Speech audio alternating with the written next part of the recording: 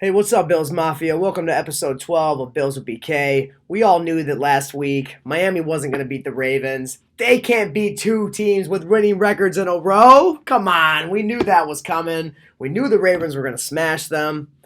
And just like that, now the Bills and the Dolphins this Sunday are playing for the AFC East division title. Like I predicted in earlier episodes, we all knew it was going to come down to this. We just came off a game with the Patriots that wasn't our best game. We did get the dub, and that's all that matters in the end. Like you always say, you got to find a way to win. Like McDermott says, we got it done, but it wasn't pretty. And that was two games in a row where the offense looked a little shaky. So, obviously, for starters, return touchdown on the kickoff return for the Patriots, 7-0 right out the gate. Did not expect that. And then the first play on offense, number 91, Wise, just busts right through the line, which was the start of our line not playing the best this game. Kind of felt like all game they were a little shaky. It's why James Cook never really got anything going. Josh Allen was constantly under pressure, it seemed like, throughout the game. Defense played great, though. Rasul Douglas, on the first play of the Pats drive, tips the ball, and Ed Oliver gets the interception. But our offense could only get a field goal out of that, so that's not ideal.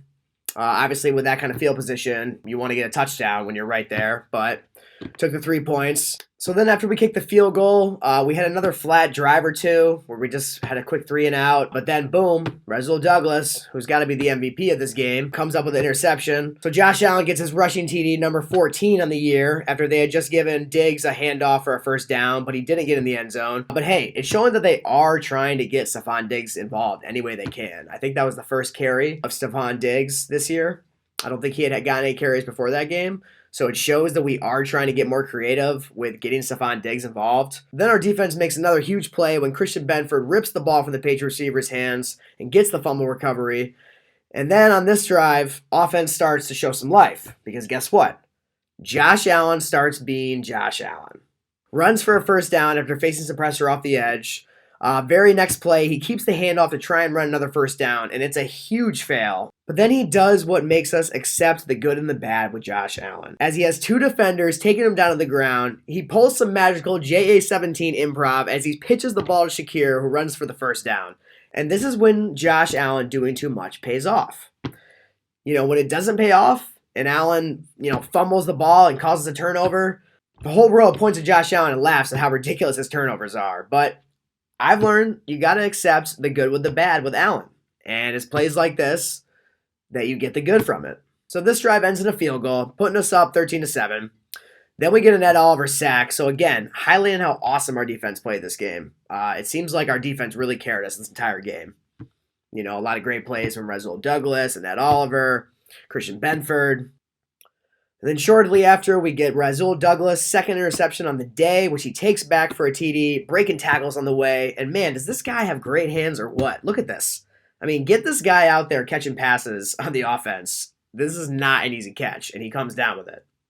Rasul Douglas turning out to be a huge steal for us.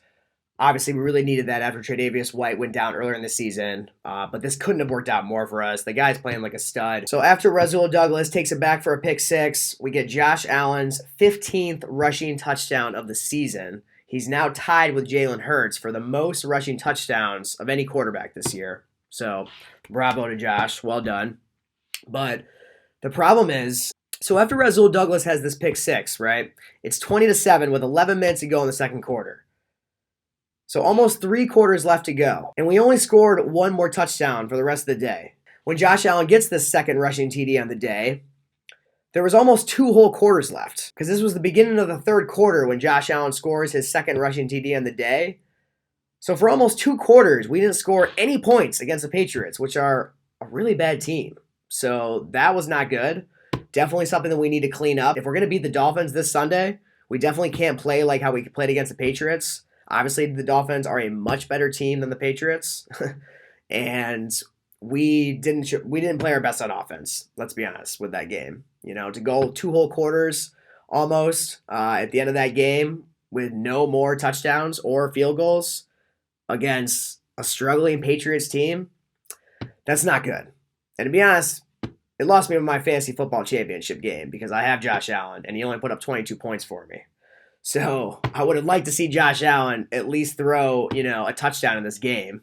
He didn't throw any touchdowns. He just had the 2 rushing TDs. But, obviously the Buffalo Bills comes before my fantasy football team. We got the win. That's what was most important. Now we go into Sunday, playing for the AFC East title, just the way we thought it would go down.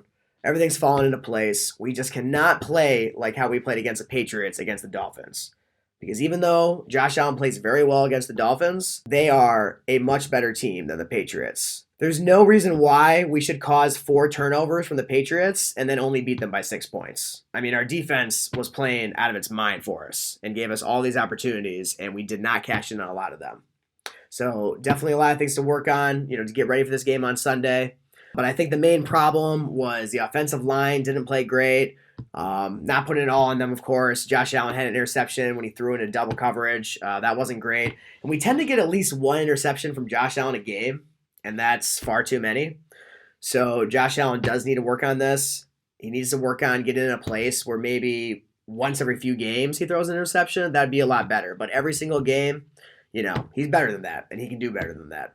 And he knows that. He's working on it. So, like I said, you got to take the good with the bad with Josh Allen, because when he tries to force something and he makes a miracle, we love him, and then we criticize him when he tries to force a miracle and he fumbles the ball and causes a turnover. So if you're going to accept Josh Allen for the good, you got to take him for the bad and just hope that he works on this stuff more and more as we get into these more important games. But this is it Sunday. This could be our only chance to get into the playoffs. If the Steelers win and the Jaguars win, then we have to win this game to even get into the playoffs. And with the Ravens resting a lot of their starters this game against the Steelers could very well win that game. They're only playing against Ravens backups.